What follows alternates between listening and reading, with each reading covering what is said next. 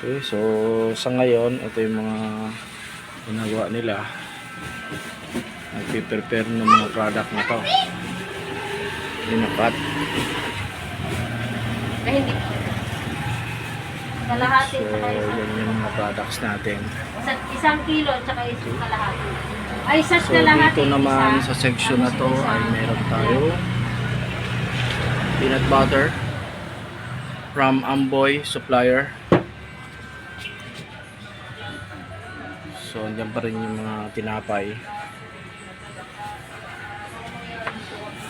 So, may bago rin tayo ng lechon. Mura lang guys ha. Mura lang.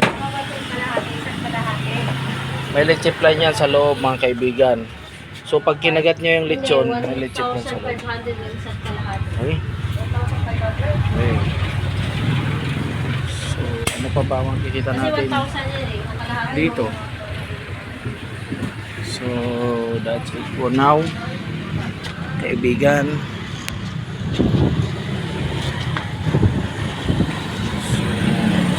yun nga, ito na yung labas.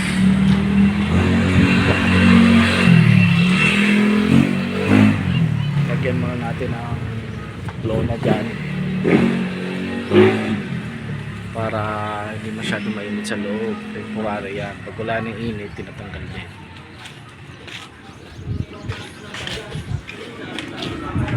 So ayan, makikita yung batang si Ana, matalon-talon.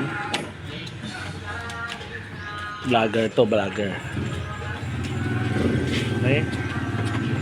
So ito yung mga